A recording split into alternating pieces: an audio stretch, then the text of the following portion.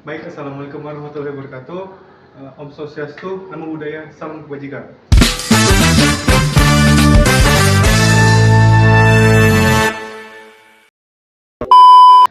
Selamat datang di video sosialisasi Rencana Tata Ruang Wilayah atau RT/RW Provinsi Kepulauan Bangka Belitung tahun 2014-2034. Tapi sebelum itu, izinkan kami perkenalkan diri dulu. Saya Razana Aldi Maulana. Saya Indah Ramawati Putri. Perkenalkan, nama saya Rika Nini. Nama saya Desi Plami. Dari jurusan Perencanaan Wilayah dan Kota. Dari jurusan Perencanaan Wilayah dan Kota. Di Perencanaan Wilayah dan Kota. Dari jurusan Perencanaan Wilayah dan Kota. Dengan NIM 1092311-042. Dari angkatan 23A. Dengan NIM 1092411006 dan Dengan NIM 1092411004 dari jurusan Perencanaan Wilayah dan Kota angkatan 2024. Nah, sebelum masuk ke materinya, alangkah baiknya kita perkenalan dulu dengan apa sih itu RT/RW. Nah, RT/RW ini adalah dokumen perencanaan yang mengatur fungsi ruang di suatu wilayah, baik dalam fungsi lindung maupun fungsi budidaya, serta menjadi pedoman pembangunan agar pembangunan tersebut itu lebih tertib, terarah dan berkelanjutan. RT/RW ini bukan sekedar dokumen teknis, melainkan juga menjadi pedoman besar bagi pemerintah, masyarakat, dan pelaku usaha untuk membangun pembangunan di suatu wilayah tersebut agar wilayah tersebut itu menjadi lebih tertib dengan karakteristik yang ada pada saat ini. Nah, video ini akan membantu kita agar memahami arah pembangunan ruang di Provinsi Kepulauan Bangka Belitung ini, dari kondisi wilayah, struktur ruang, pola ruang, kawasan strategis, hingga bagaimana ruang yang di Provinsi Bangka Belitung ini dimanfaatkan dan dikendalikan. Gambaran umum Provinsi Kepulauan Bangka Belitung itu memiliki luas daratan sekitaran 16.424 km persegi dan luas daratan 65.301 km persegi. Dan Provinsi Kepulauan Bangka Belitung itu memiliki 7 daerah, yaitu terdiri atas Kota Pangkal Pinang, Kabupaten Bangka, Kabupaten Bangka Tengah, Kabupaten Bangka Selatan, Kabupaten Bangka Barat, dan Belitung dan Belitung Timur.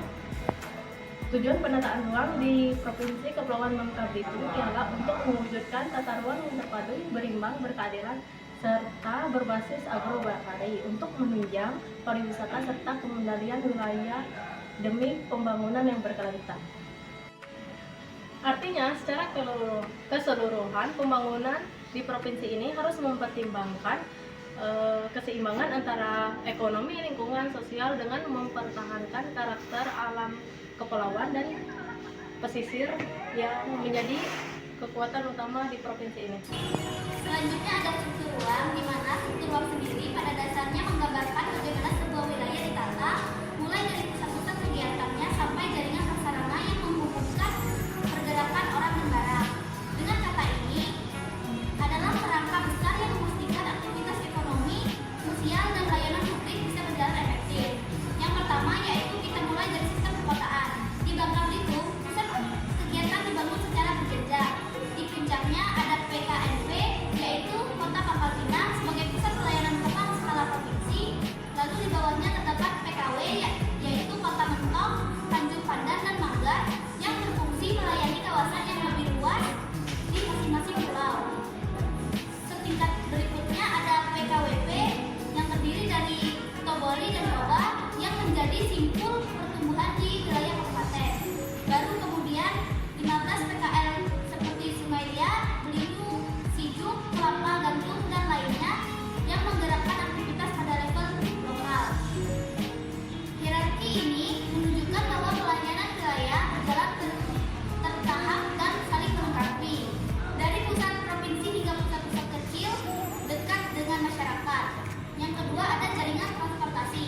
Jaringan inilah yang membuat setiap pusat kegiatan bisa saling terhubung, mulai dari jalan kolektor, primer, yang menjadi jalur utama pergerakan darat, terminal tipe B dan C yang melayani mobilitas antar dan dalam kota, hingga pelabuhan besar seperti Pangkal Balon dan Tanjung Batu yang menjadi pintu keluar masuk logistik. Tak hanya itu, terdapat pulau pelabuhan pengumpulan dan pengumpan yang memperlancar distribusi ke pulau maupun daerah terkecil. Dan untuk konektivitas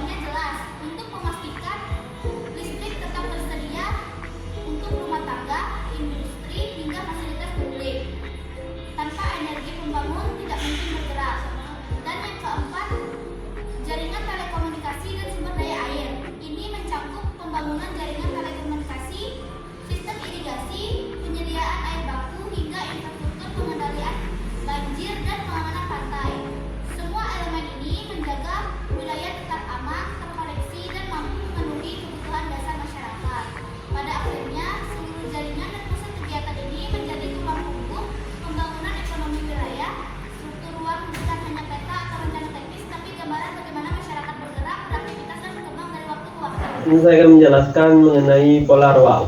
Pola ruang suatu wilayah pada dasarnya mengatur pemanfaatan ruang agar tertata dan berkelanjutan, serta selaras dengan daya dukung lingkungan. Pola ruang dibagi menjadi dua, yaitu kawasan lindung dan kawasan budidaya, yang masing-masing memiliki fungsi dan aturan pemanfaatan yang berbeda. Kawasan lindung mencakup hutan lindung yang tersebar di seluruh kabupaten sempadan, pantai, dan sungai, kawasan di sekitar kolong dan mata air, daerah rawan bencana, serta kawasan konservasi dan pelestarian alam. Seluruh kawasan ini diprioritaskan untuk dijaga dan dilindungi karena berperan penting dalam menjaga keseimbangan lingkungan, mengatur data air, mencegah kerusakan ekosistem, serta mengurangi risiko bencana alam seperti banjir, longsor, atau kekeringan. Perlindungan kawasan ini juga penting untuk menjaga keberlanjutan sumber daya alam bagi generasi mendatang.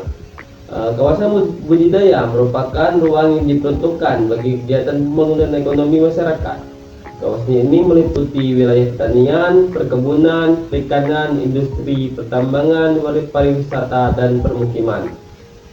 Setiap jenis kawasan memiliki karakteristik dan potensi masing-masing yang perlu dikembangkan secara optimal, namun tetap memperhatikan aspek keberlanjutan. Misalnya, kawasan pertanian dan perikanan diarahkan untuk memenuhi kebutuhan pangan dan meningkatkan kesejahteraan masyarakat. Sementara kawasan industri dan pertambangan mendukung pertumbuhan ekonomi melalui pemanfaatan sumber daya alam secara terukur. Kawasan pariwisata ditata agar mampu menarik kunjungan tanpa mengganggu lingkungan. Sedangkan kawasan pemukiman direncanakan agar layak huni dan terintegrasi dengan fasilitas dasar. Secara keseluruhan, pola ruang berfungsi sebagai panduan yang menunjukkan lokasi kegiatan yang boleh maupun tidak boleh dilakukan.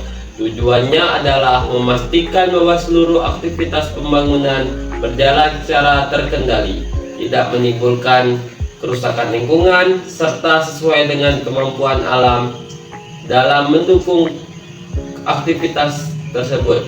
Dengan demikian, pola ruang bukan hanya arahan pembangunan, tetapi juga alat pengendalian agar keseimbangan antara kebutuhan ekonomi, sosial, dan kelestarian lingkungan dapat terjaga secara berkelanjutan. Selanjutnya yaitu ada kawasan strategis provinsi. Jadi kawasan strategis provinsi inilah adalah bagian wilayah yang penataan ruangnya diprioritaskan. Kenapa? Karena memiliki peran penting terhadap ekonomi, sosial budaya, dan lingkungan. Di Provinsi Kulon Progo Bitung, kawasan strategis ditetapkan berdasarkan yang pertama potensi unggulan, kedua isu pembangunan, dan yang ketiga nilai dari kawasan tersebut. Adapun contoh dari kawasan strategis provinsi, yang pertama itu ada kawasan hutan lima, yang kedua ada kawasan pesisir Matahari, yang ketiga ada kawasan pesisir dan pulau-pulau kecil, dan yang terakhir ada kawasan pertanian dan budidaya. Nah, dengan memahami kawasan strategis, kita bisa mengetahui mana saja wilayah yang menjadi prioritas dalam pembangunan khususnya di provinsi. Selanjutnya itu ada arahan pemanfaatan ruang. Jadi arahan pemanfaatan ruang ini adalah pemanfaatan ruang memastikan setiap kegiatan pembangunan berjalan ke arah tidak saling bertumpang tindih dan tetap sejalan dengan rencana tata ruang. Ada beberapa dalam arahan pemanfaatan ruang. Yang pertama itu ada KKPR atau kesesuaian kegiatan pemanfaatan ruang. Jadi KKPR ini menjadi dasar apakah suatu kegiatan seperti pembangunan perumahan, industri, dan atau aktivitas lainnya sudah sesuai dengan peruntukan ruangnya dalam RTR. Nah, sehingga KPR ini menjadi dasar pemberian izin pembangunan. Nah, selanjutnya itu ada indikasi program rumah tahunan. Dalam RTRW terdapat daftar program prioritas untuk 5 tahun dalam yang menjadi penjabaran dari 20 tahun. Yang pertama itu ada pembangunan infrastruktur kawasan, yang kedua ada penyediaan ruang terbuka hijau, yang ketiga ada pengembangan industri hingga penguatan kawasan strategis. Nah, dengan adanya arahan pemanfaatan ruang, pembangunan dapat dilakukan secara tepat, efisien, dan tetap menjaga kelestarian lingkungan sesuai dengan dokumen.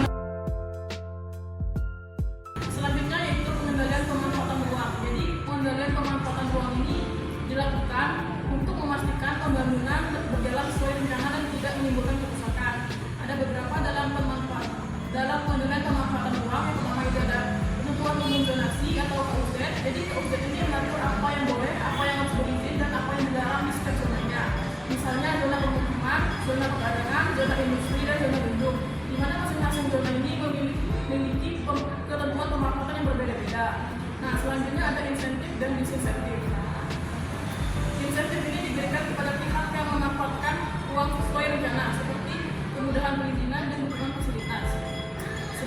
disinsentif, yaitu diberikan kepada kegiatan yang berpotensi menimbulkan tekanan lingkungan atau tidak sesuai dengan donasinya, seperti pembatasan izin, penghentian sementara, dan kenaikan pajak untuk kegiatan yang berisiko. Nah, selanjutnya itu ada arahan sanksi. Arahan sanksi ini diberikan untuk pelanggaran pemanfaatan ruang. Misalnya yang pertama itu ada pembangunan tanpa izin, yang kedua ada penggunaan ruang untuk sesuai donasi, yang ketiga ada perusakan kawasan lindung, yang keempat ada kegiatan tambang yang merusak lingkungan. Nah, ada pun jenis sanksi yang diberikan, yaitu yang pertama ada teguran, yang kedua ada penghentian kegiatan, yang ketiga ada pembongkaran bangunan, yang keempat ada denda administratif dan proses hukum pidana. Nah, dengan pengendalian pemanfaatan ruang pembangunan dapat berjalan tertib, tidak merusak lingkungan, dan tetap berpihak pada kepentingan masyarakat luas. Peran kelembagaan dalam perencanaan RT RW ialah untuk mengatur, mengkoordinasikan, serta mengawasi penyusunan rencana tata ruang.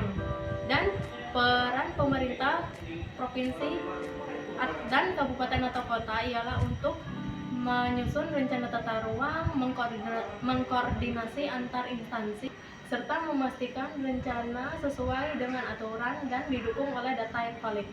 Sedangkan peran dari pihak masyarakat ialah berpartisipasi dalam proses perencanaan, memberikan masukan, dan melaporkan tentang pelanggaran tata ruang serta mengikuti ketentuan pemanfaatan ruang dalam kegiatan sehari-hari. Selesai, itulah beberapa substansi penting dalam RT RW Provinsi Kepulauan Bangka Belitung tahun 2014 sampai 2034. Kesimpulan yang dapat diambil dari video ini adalah RT RW Provinsi Kepulauan Bangka Belitung tahun 2014 sampai 2034 itu merupakan pedoman utama dalam mengatur arah pembangunan wilayah agar tertib, terintegrasi, dan berkelanjutan. Seluruh substansi mulai dari gambaran umum wilayah, struktur ruang, pola ruang, kawasan strategis, hingga arahan pemanfaatan dan pengendalian ruang saling terkait untuk mewujudkan pemanfaatan ruang yang seimbang antara kepentingan lingkungan, sosial, dan ekonomi. Melalui pemahaman RT RW, seluruh pihak seperti pemerintah, masyarakat, maupun pelaku usaha dapat berperan aktif dalam menjaga keteraturan pembangunan wilayah di Provinsi Kepulauan Bangka Belitung. Maka dari itu, kita sebagai masyarakat Bangka Belitung, mari bersama-sama mewujudkan tata ruang yang lebih baik untuk masa depan Bangka Belitung.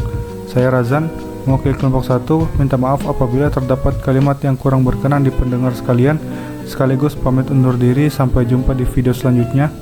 Adios. RT RW Bangka Belitung. Cuau, cuau, cuau.